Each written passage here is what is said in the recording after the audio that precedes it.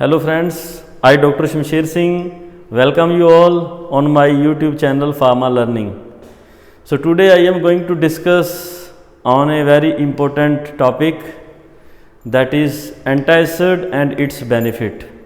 तो दोस्तों आपने देखा होगा कि maximum of the population that is suffering from the acidity. तो आपको कोई भी ऐसा कभी नहीं मिलेगा कि he will say कि I never suffered from acidity. Mostly all they suffer from the acidity problem because acidity is caused by number of factor. जब भी किसी को एसिडिटी होती है तो उसका एक फैक्टर नहीं होता, there are number of factor, कई रीजन्स हो सकते हैं। जैसे कि you are continuously taking high fat, आप अपनी लाइफ में मैक्सिमम टाइम्स क्या करते हैं, वो चीज़ें खाते हैं जिसमें फ़ैट का कंटेंट ज़्यादा है। Suppose second thing, you are taking excessive non veg, आप मैक्सिमम और एक्सेसिव नॉन वेज लेते हैं। Third thing, you change immediately your diet plan. तो आपने कभी भी देखा होगा दोस्तों, आज की डेट में मैक्सिमम लोग ये कहते हैं कि I want to reduce my body weight, मैं अपना बॉडी का वेट जो है उसको कम करना चाहता हूँ। तो कम करने के लिए कई बार कुछ लोग क्या करते हैं, डाइट प्लान फॉलो करते हैं, और वो डाइट चार्ट जो होते हैं they are totally different from their diet. तो कई बार इस डाइट प्लान से भी लोगों को क्या होता है, एसिडिटी हो जाती है। Fourth thing, if they are suffering genetically, उनकी फैमिली में एसिडिटी की प्रॉब्लम रहती है, so that could be the thing. तो आज मैं आपके साथ ये डिस्कस करूँगा कि किस पर्सन को एंटासिड लेना चाहिए, नहीं लेना चाहिए, कितने टाइम के लिए लेना चाहिए, और कब आपको डॉक्टर की रिकमेंडेशन की ज़रूरत है। That mean you must consult your doctor if you are suffering from the acidity from the long time.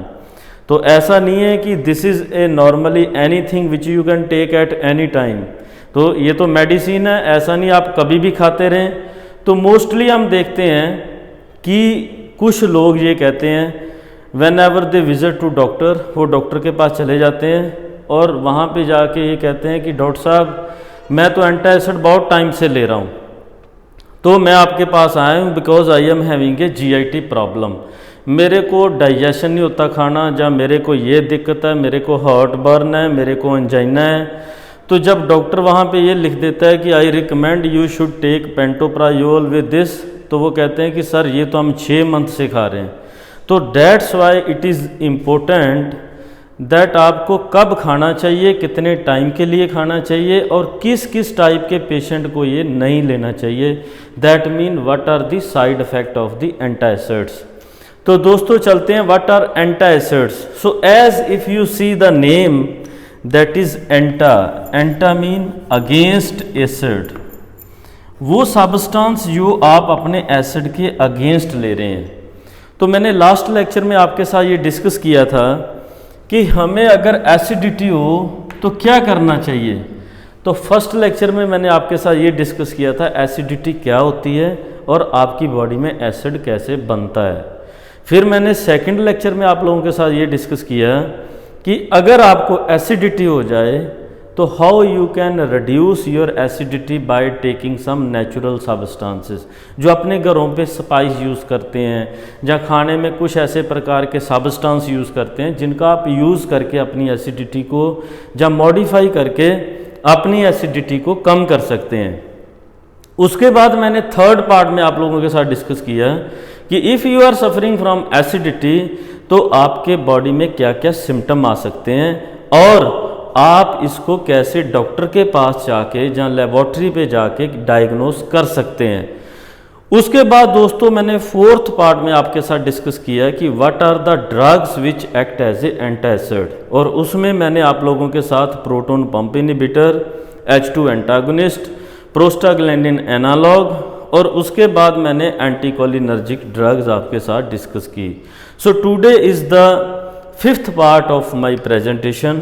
In this particular topic I will discuss only about the antacids, जो कि आप देखते हैं कई बार ऐड भी आता है टीवी पे कि एक पर्सन वॉक कर रहा होता है, उसके हार्ट बर्न होता है और इनू ले लेता है और इन्हें के बाद वो इंजॉय करता है। So that mean whenever you will say कि person will say no I am fine, so it mean it is having a good effect on your body.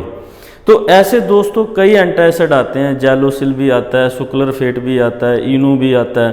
So many things are available, but ऐसा नहीं है कि आप इसको food की तरह daily use कर सकते हैं, because they are the drugs. So मैं आपके साथ ये डिस्कस करता हूँ दोस्तों कि how these antacid act in your body, ये आपकी बॉडी में एक्ट कैसे करते हैं। कहने का मतलब कि इनका मैकेनिज्म क्या है, व्हाट इज द मैकेनिज्म। क्योंकि जो ड्रग्स हैं उनका मैकेनिज्म रहता है कि वो H2 रिसेप्टर को ब्लॉक कर दें, वो आपके प्रोटॉन पंप को ब्लॉक कर दें, जहाँ वो आपके CAMP का लेवल ब्लॉक कर दें, जहाँ वो आपका कोलिनर्जिक M1 रिसेप्टर को ब्लॉक कर दें। सो ऐसे कुछ उन ड्रग्स के मैकेनिज्म रहते हैं। बट जो एंटासिड है ना तो ये H2 को ब्लॉक करता है, ना ये आपके प्रोटॉन पंप को ब्लॉक करता है, ना ये आपके CAMP के लेवल को ब्लॉक करता है, ना ये आपके कोलिनर्जिक रिसेप्टर को ब्लॉक करता है। इसका मतलब कि ये तो किसी और मैकेनिज्म से एक्ट करता है। So that's why you can see what are these are the alkaline substance. दोस्तों इसका मतलब कि अगर आप एसिडिटी से सफ़र करते हैं तो आप कौन सा सब्सटेंस ले रहे हैं, जो एंटासिड है अल्केलाइन, बेसिक। तो वो बेसिक इन नेचर है। So what he will do, he will neutralize the excessive acid in your body. वो आपकी बॉडी में क्या करेगा, एक्सेसिव एसिड को न्यूट्रलाइज करेगा। जैसे मैंने आपको बताया था कि आपके स्टमक में HCl की फॉर्मेशन होती है, जिसको हाइड्रोक्लोरिक एसिड कहते हो आप, जो कि पेराइटल सेल से सेक्रीट होता है आपकी बॉडी में। जब आपकी बॉडी में जो एसिड बनता है तो ये क्या करता है, मेम्ब्रेन को डिग्रेड करता है। When it is aggressive in nature, when your body is unable to defend it, when your body is unable to neutralize it. So that means there is a need of some antacids like systemic antacid and non-systemic antacid. तो दोस्तों they are classified into two type.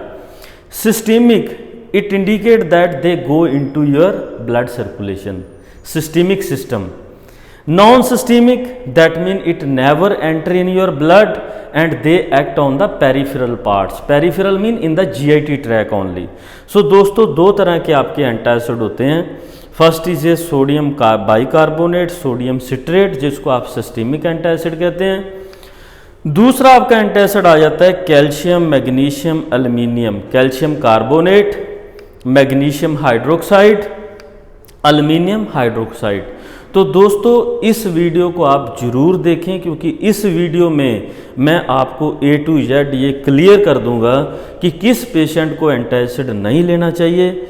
अगर कोई आपकी body में other problem है, comorbid problem है, तब आपको एंटासिड लेना चाहिए, नहीं लेना चाहिए, किस ड्रग के साथ लेना चाहिए, किस ड्रग के साथ नहीं लेना चाहिए, कितने टाइम के लिए लेना चाहिए। तो ऐसा नहीं कि ये आप करक्यूमिन, हल्दी की तरह कभी भी सब्जी में डाल सकते हैं। So that mean these are the substance which can produce toxicity in your body.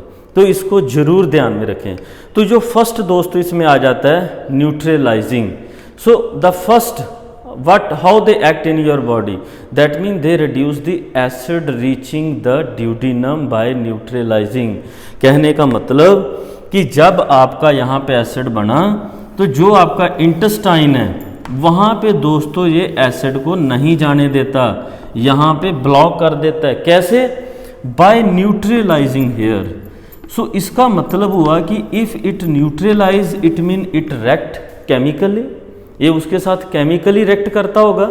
Suppose I will give you example here, suppose this is a aluminium chloride. I will discuss with you that how this antacid act. Likely first is a sodium bicarbonate. तो दोस्तों आपने देखा होगा Na2HCO3, इसका ये formula रहता है sodium bicarbonate का। तो आप देखें कि जो केमिकल फॉर्मूला सोडियम बाइकार्बोनेट का है वो ये है। अब यहाँ पे क्या होगा, it react with the HCl। ये आपके कहाँ था, स्टमक में। तो ये आपके स्टमक में था, आपने एंटासिड लिया, वो भी आपके स्टमक में चला गया, जो कि मैं पहले एंटासिड की बात कर रहा हूँ, दैट इज सोडियम बाइकार्बोनेट। तो जब ये आपके पेट में गया तो वहाँ पे जाके इसने कौन सी रिएक्शन की, इसने क्या किया, NaCl plus H2O plus CO2 formation कर दे। सो इसका मतलब क्या हुआ दोस्तों कि इसने आपके HCl को ब्रेक कर दिया, आपके प्रोटॉन को क्लोराइड आयन से क्या किया, ब्रेक कर दिया। और जब आपका H ब्रेक हुआ तो ये क्या बना, वाटर बन गया, यहाँ कार्बन डाइऑक्साइड बन गया और यहाँ NaCl बन गया, जिसको आप सोडियम क्लोराइड कहते हैं। अब दोस्तों एक चीज़ का आप जरूर ध्यान रखें कि अगर आप सोडियम बाइकार्बोनेट लेते हैं तो किस चीज़ का आपको ध्यान रखना होगा कि sodium bicarbonate is not safe for the hypertensive patient. क्यों? क्योंकि ये आपके स्टमक में क्या बना रहा है, टेबल सॉल्ट, सोडियम क्लोराइड। तो ये जो आपका टेबल सॉल्ट बन गया, जिसको आप सोडियम क्लोराइड कहते हैं, तो आपको पता होगा कि हाइपरटेंशन के पेशेंट को डॉक्टर मना करते हैं कि आपको नमक कम खाना है। तो इसका मतलब कि अगर आप बिना डॉक्टर की सुजेशन से सोडियम क्लोराइड लेते हैं, आपकी हाइपरटेंशन होगी, हाइपरटेंशन से आपको कार्डियोवैस्कुलर प्रॉब्लम आएगी, आपको मायोकार्डियल इन्फार्क्शन हो सकता है, आपको कंजस्टिव हार्ट फेलियर हो सकता है और आपको वेंट्रिकुलर हाइपरट्रॉफी हो सकता है। कहने का मतलब कि जो आपकी प्रॉब्लम है वो क्या कर सकती है, प्रोग्रेस कर सकती है, इंक्रीज हो सकती है। तो दोस्तों इस चीज़ का ध्यान रखें कि अगर आप सोडियम बाइकार्बोनेट एंटासिड का यूज़ करते हैं, जो कि सिस्टमिक एंटासिड है, जो कि आपके ब्लड में जा रहा है, तो दोस्तों वहाँ पे सोडियम का कंसंट्रेशन बढ़ेगा। तो हम क्या करते हैं, हम तो एंटी हाइपरटेंसिव ड्रग लेते हैं, जिनको आप कहते हैं सोडियम चैनल ब्लॉकर। हम तो सोडियम चैनल ब्लॉकर भी यूज़ करते हैं, हम तो कैल्शियम चैनल ब्लॉकर भी यूज़ करते हैं। तो दोस्तों अगर आप सोडियम बाइकार्बोनेट एंटासिड लेंगे तो never take sodium bicarbonate antacid if you are having a hypertension. आपका बीपी बढ़ता है तो कभी भी यूज़ ना करें। सेकंड आ जाता है दोस्तों सोडियम सिट्रेट।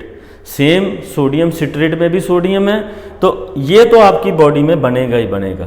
तो suppose if you are suffering from the acidity and you are having a hypertension, avoid such type of antacid. Instead of these you can prefer proton pump inhibitor and H2 blocker और some other drugs। तो दोस्तों मैं आपको एक चीज़ बता दूं, कई बार लोग कहते हैं कि मैं तो पेंटोप्राजोल खा रहा हूँ, कितनी देर से खा रहा हूँ, मेरे को तो 1 साल हो गया, 1 ईयर। अब वो ऐसे कहते हैं कि जैसे वो बहुत बड़े डॉक्टर हैं, उनको बहुत नॉलेज है कि हम 1 साल से पेंटोप्राजोल ले सकते हैं, 6 मंथ से हम ओमिप्राजोल खा सकते हैं। सो दोस्तों एक चीज़ का ध्यान रखें, never take omeprazole pantoprazole more than 12 और 14 डेज। 2 हफ्ते से ज़्यादा खुद कभी ना खाएं। अगर ज़्यादा खा रहे हैं तो आपकी बॉडी में कोई ना कोई प्रॉब्लम क्रिएट कर सकता है। So never be recommended for more than 2 weeks. So this mean that if you are using pantoprazole omeprazole, चाहे आप suppose you are having a good knowledge of this medical science, तो आप क्या करते हैं ओल्ड एज में, जो old age के आपके घरों पे जो भी आपके ग्रैंड फादर हैं, ग्रैंड मदर हैं, जहाँ कोई और रिलेटिव हैं, आप उनको चुपचाप मार्केट से जाते हैं और पेंटोप्राजोल दे देते हैं। अब वहाँ पे प्रॉब्लम क्या आएगा, वो ओल्ड एज में है, उनकी बोन ऑलरेडी वीक है। तो दोस्तों इस चीज़ का ध्यान रखें कि जो ये एंटासिड हैं, पेंटोप्राजोल ओमिप्राजोल और आपका एसिलोक और कुछ भी ले लो, these are responsible for replacing the calcium from the bone. ये बोन वीकनेस करते हैं, तो इसका मतलब बोन वीक होता है। अगर आप बिना रिकमेंडेशन के एंटासिड लंबे समय के लिए यूज़ करते हैं तो बोन वीक हो जाएगा। Already they are having a age of 70 to 80 year, तो 80 साल के या 70 साल के वो ऑलरेडी हैं, तो आप क्या कर रहे हैं, उनकी बोन को ब्रेक कर रहे हैं। चाहे ऐसे you are not breaking directly but indirectly you are breaking the bones. So be careful about these things, you should know about these things that whenever to be used। अब दोस्तों मैं आपके साथ दूसरी चीज बात करने जा रहा हूं कि what are the other actions of the antacid, how they act in your body. Other actions क्या क्या रहते हैं? Suppose I will discuss you that they are responsible for elevating pain. आपके स्टमक में पेन था, आपने इनू लिया और आप इमीडिएट क्या हुए, you try to you are become happy, तो आप खुश हो गए, तो आपने रिलीविंग द पाइलोरोस्पाज्म, आपके यहाँ पे ऐसे फील हो रहा था मेरे स्पाज्म है, that was in the pyloric region of the stomach, this which move to the intestine. आपके यहाँ पे था स्पाज्म, आपका रिलीव हो गया। सेकंड था avoid digestion and corrosion by the acid chyme. तो कई बार दोस्तों क्या होता है, in the GERD gastroesophageal reflux disease में आपका जो काइम है, आपका जो एसिड प्लस काइम है वो इस तरफ बढ़ता है, ईसोफेगस की तरफ, और आपको बहुत जलन होता है, बैक रिफ्लक्स बनता है जब, तो उस केस में आपने एंटासिड लिया, आपको क्या मिला, रिलीफ मिला। तो ये दे आर बेनिफिशियल। तो दोस्तों मैंने आपके साथ ये सोडियम बाइकार्बोनेट का डिस्कस किया है कि how sodium bicarbonate act in your body. तो ये क्या करता है, मैंने इसका मैकेनिज्म आपको बता दिया है। अब दूसरा कंडीशन क्या है कि जो आपका सोडियम बाइकार्बोनेट से बना था NaCl plus water plus carbon dioxide, ये आपके बाइकार्बोनिक एसिड के भी पार्ट हैं, जैसे कि H2CO3। तो ये क्या करता है, आपका बफर सिस्टम को मेंटेन करता है। इसका मतलब कि आपका जो बफर सिस्टम है उसको रेगुलेट करता है, और आपकी बॉडी में बफर सिस्टम क्या करता है, pH को बेसिसिटी की तरफ लेके जाता है। दैट मीन जो pH था फ्रॉम 0 to 14, तो 7 पे आपका न्यूट्रल आता है, तो यहाँ एसिड है, यहाँ बेस है, तो कहने का मतलब कि ये pH को बेसिसिटी की तरफ लेके चलता है, एसिडिटी को कम करता है। So that mean this substance can be useful for the immediate relief. अगर आप इमीडिएट रिलीफ चाहते हैं, सपोज आप कहीं जा रहे हैं, आपको इमीडिएट जलन हुआ, आपने एंटासिड ले लिया, बट नॉट कि आप डेली इसको यूज़ करें फॉर ए लॉन्ग टाइम। सो दोस्तों non systemic antacid, this mean non systemic mean they never enter in your blood, that mean the antacid which only act here in the stomach, either they are eliminated out through the sweat secretion, either they are eliminated out through the urinary secretion or other route। तो ये क्या किया इन्होंने ये आपकी body में गए, stomach में गए, इन्होंने एंटासिड ने आपके HCl के साथ रिएक्ट किया और आपकी बॉडी से ये बाहर निकल गए। तो आपको दोस्तों मैं बताता हूँ कि एल्युमिनियम कैसे एक्ट करता है आपकी बॉडी में। सो एल्युमिनियम हाइड्रोक्साइड एंटासिड, तो ये अगर आप कोई भी एंटासिड देखें, suppose this is the pouch of antacid, तो उसकी बैक साइड पे लिखा होता है कि it contain aluminium, it contain sodium, it contain magnesium. तो दोस्तों ऐसी चीज़ें रहती हैं। अब मैं आपको यहाँ पे बता दूँ कि how aluminium hydroxide act. So Al3OH2, this is aluminium hydroxide, इसका ये फॉर्मूला रहता है। अब इसने क्या किया, आपके यहाँ पे HCl के साथ रिएक्ट किया, तो हम इसकी वैलेंसी को मेंटेन कर देते हैं। तो ये क्या बना, AlCl2 एंड देन उसके बाद क्या बना, H2O। तो ये क्या बन गया आपकी बॉडी में, एल्युमिनियम क्लोराइड एंड क्या बना, वाटर। अगर आप इसको अच्छी तरह देखें तो aluminium is not safe, excessive amount में आपकी बॉडी के लिए सेफ नहीं है, बट जो इन्होंने दिया हुआ है एल्युमिनियम हाइड्रोक्साइड, इन्होंने इसलिए दिया है कि if you are using antacid for a short time, आप 2, 4, 5 दिन के लिए यूज़ करते हैं, तो तब एल्युमिनियम का कोई प्रॉब्लम नहीं है। बट आप बिना डॉक्टर ने एक बार रिकमेंड कर दिया, तो आप क्या कर रहे हो, इसको 1.5-2 साल अपने घर पे रखते हो और कभी भी उस स्ट्रिप को यूज़ करके नहीं मंगवा लेते हो, तो तब दोस्तों ये प्रॉब्लम क्रिएट करता है। अब एल्युमिनियम की मैक्सिमम प्रॉब्लम लोगों को क्या रहती है, एल्युमिनियम कॉज कॉन्स्टिपेशन।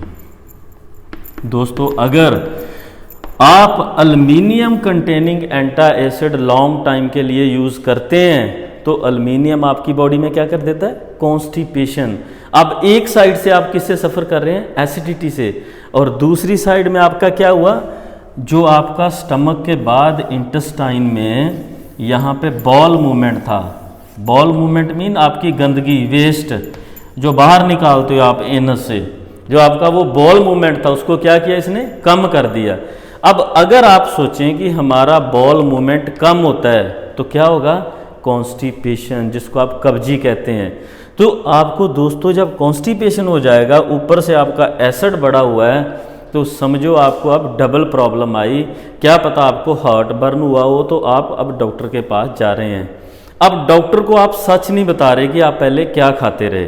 तो डॉक्टर आपसे ये कहता है कि आपको प्रॉब्लम क्यों आई, तो आपने कहा कि डॉक्टर साहब मैं ऐसे ही नॉर्मली रहता हूँ, तो मेरे को आज ये फील हुआ, तो मैंने सोचा कि आपको हम कांटेक्ट करते हैं। आपने डॉक्टर को अपॉइंटमेंट लिया, और अपॉइंटमेंट के बाद डॉक्टर ने क्या किया, उसको लगा कि ये तो कभी एंटासिड नहीं यूज़ करता होगा, उसने फिर आपको क्या रिकमेंड कर दिया, एल्युमिनियम हाइड्रोक्साइड।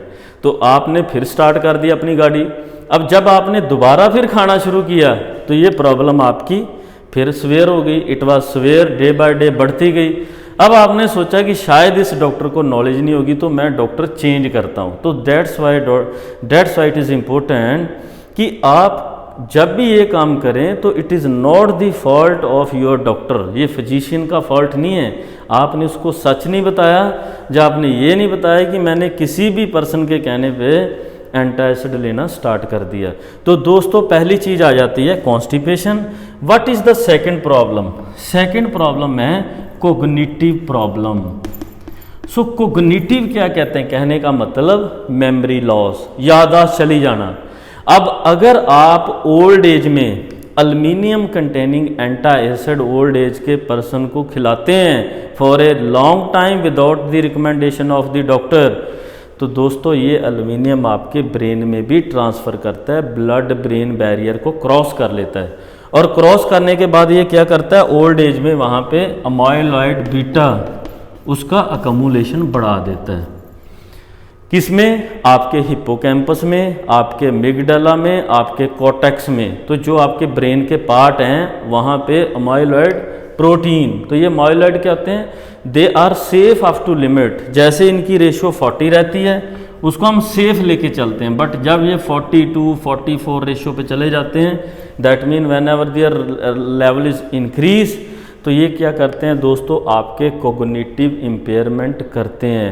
ये ज़रूर ध्यान रखें कि अगर आप एल्युमिनियम कंटेनिंग एंटासिड यूज़ करते हैं तो दो आपको सिम्टम जो हैं majorly you will found there. First है कॉन्स्टिपेशन, सेकंड है आपका कोग्निटिव इम्पेयरमेंट। और इसके उल्टा क्या होता है, सपोज अगर आप देखें कि we will not prefer aluminium, we will prefer magnesium containing antacid, जो मैंने आपको यहाँ पे एग्जांपल दी थी, दैट इज़ मैग्नीशियम हाइड्रोक्साइड। तो अगर मैं आपको मैग्नीशियम हाइड्रोक्साइड बताऊं कि how magnesium hydroxide will act in your body, so you will be very much emotional कि क्या ऐसे होता है। Suppose magnesium hydroxide, this is the formula दोस्तों इसका एंटासिड का, जो मैग्नीशियम हाइड्रोक्साइड है इसने आपके कहाँ रिएक्ट किया, HCl के साथ, तो ये क्या बना, मैग्नीशियम क्लोराइड, और क्या बना आपके वाटर। इसका मतलब आपका अब एसिड तो न्यूट्रलाइज हो गया, जो आपको एसिडिटी की प्रॉब्लम थी दैट इज सॉल्व्ड, बट अब प्रॉब्लम क्या स्टार्ट हुई, magnesium cause excessive waiting of stool,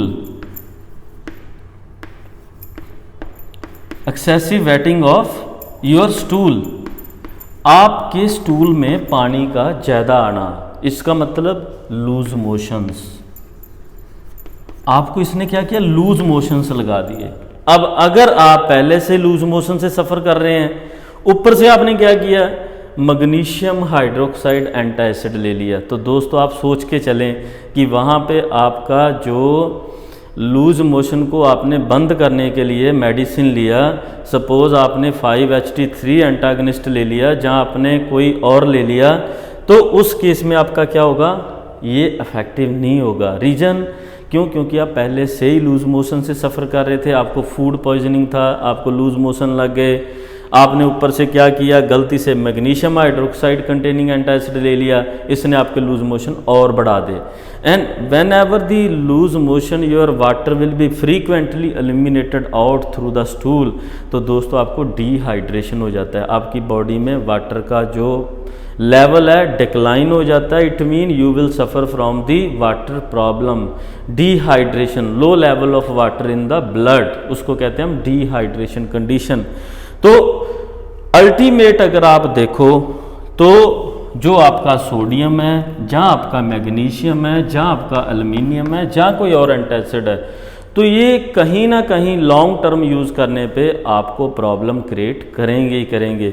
जैसे मैग्नीशियम ने आपका क्या किया, लूज मोशन कर दिया, बॉडी से वाटर विड्रॉ कर दिया, इसका मतलब हार्ट को इफेक्ट होगा। सोडियम ने क्या किया, हार्ट रेट बढ़ा दिया। एल्युमिनियम ने क्या किया, कॉन्स्टिपेशन कर दी, जहाँ मेमोरी लॉस कर दी। तो दोस्तों ये इफेक्ट कहीं ना कहीं रहते हैं, आप इस चीज़ का ज़रूर ध्यान दें। एंटासिड को यूज़ करने के लिए कोई भी लॉन्ग टर्म यूज़ ना करें, चाहे वो प्रोटोन पंप इनहिबिटर है, चाहे वो आपका H2 एंटागोनिस्ट है, और इवन चाहे आप सुक्लरफेट क्यों नहीं यूज़ करते। I will discuss with you about the sucralfate. तो आपने कभी देखा होगा दोस्तों, आपका एक एंटासिड रहता है जिसको आप सुक्लरफेट कहते हैं, sucralfate like aluminium hydroxide component.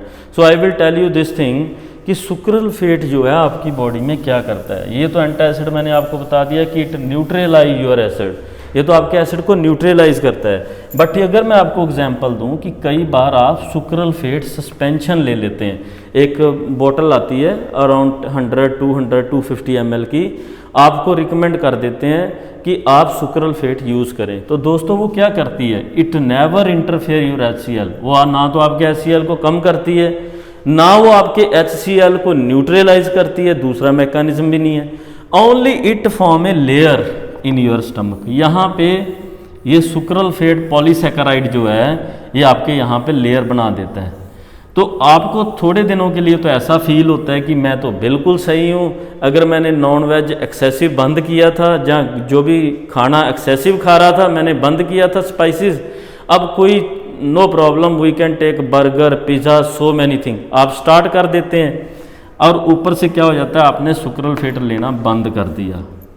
अब वहाँ पे कंडीशन क्या हो जाती है, वॉर्स हो जाती, क्योंकि आपकी लेयर हट जाती है। ये whenever layer will be, no layer will be there, again HCl will act on your wall of the stomach, आपको क्रैम्प्स आते हैं, पेन होता है। तो देन इट मीन कि मैंने आपको 5 टाइप के 6 टाइप के मैकेनिज्म बता दिए कि how antacid act in your body. तो अगर दोस्तों देखें तो ऐसे एंटासिड्स आपके बहुत आते हैं, डाइजेल, सो पेप्सिड, जेलोसिल, इनो, ये ऐसे आप बहुत लेते होंगे। बट इसका ज़रूर कुछ बातों का ध्यान रखें कि जब भी आप चाहे प्रोटोन पंप इनहिबिटर लें, जहाँ कोई और लें, एज को भी देखें। अगर मान लो आपको किडनी स्टोन है, suppose you are suffering from kidney problem, तो अगर आपको ये प्रॉब्लम था किडनी का, तो आपने क्या किया, आपने ले लिया calcium carbonate containing antacid, calcium containing. अब स्टोन आपके किडनी में पहले से ही है, ऊपर से आप कैल्शियम ले जा रहे हो, तो कैल्शियम दोस्तों क्या करेगा, नंबर ऑफ स्टोन फॉर्मेशन और बढ़ा देगा। तो इसका मतलब ये चीज़ों का आपको ध्यान रखना होगा कि if I am suffering from hypertension, मेरे को सोडियम कंटेनिंग एंटासिड का यूज़ करना है तो बहुत limited, otherwise not for a long time. If I suffering from loose motion तो मैग्नीशियम कंटेनिंग एंटासिड का ध्यान रखना है। क्योंकि दूसरी बात और भी है मैग्नीशियम की, कि magnesium is essential for your cardiovascular system activity. अगर आपकी बॉडी में मैग्नीशियम दोस्तों कम होता है तो आपके हार्ट को प्रॉब्लम आ सकती है। जैसे आपने देखा होगा कि पोटाशियम का लेवल आपकी बॉडी में कम हो जाए तो। सो इस चीज़ का भी ध्यान रखें। एल्युमिनियम ज़्यादा लेंगे तो एल्युमिनियम कॉन्स्टिपेशन भी करता है, एल्युमिनियम ओल्ड एज के लोगों को दोगे तो मेमोरी फेलियर भी करता है। और उसके बाद आपकी आ गई बात कैल्शियम की, तो कैल्शियम क्या करेगा, कैल्शियम आपका हार्ट रेट भी बढ़ा सकता है और दूसरी साइड कैल्शियम आपका स्टोन फॉर्मेशन भी कर सकता है। तो दोस्तों ये सारी चीज़ें मैंने आपको इस वीडियो में बता दी, और ये आप ज़रूर देखें कि जब भी एंटासिड लें इन चीज़ों का ज़रूर ध्यान रखें। आने वाले टाइम पे मैं ऐसे ही आपके साथ जनरल टॉपिक के ऊपर डिस्कशन करता रहूँगा। मेरा जो नेक्स्ट वीडियो आ रहा है उसमें मैं आपके साथ ये डिस्कस करूँगा कि यूरिक एसिड क्या होता है, गॉट क्या होता है जिसको आप गैंठिया कहते हैं, यूरिक एसिड कैसे बनता है आपकी बॉडी में, और बनने के बाद ये कहाँ पे इकट्ठा हो जाता है, अकमुलेट हो जाता है, अकमुलेशन होने के बाद आपको अर्थराइटिस कैसे होता है। इस चैनल को आप लाइक करें, सब्सक्राइब करें और इन वीडियोस को आप शेयर करें।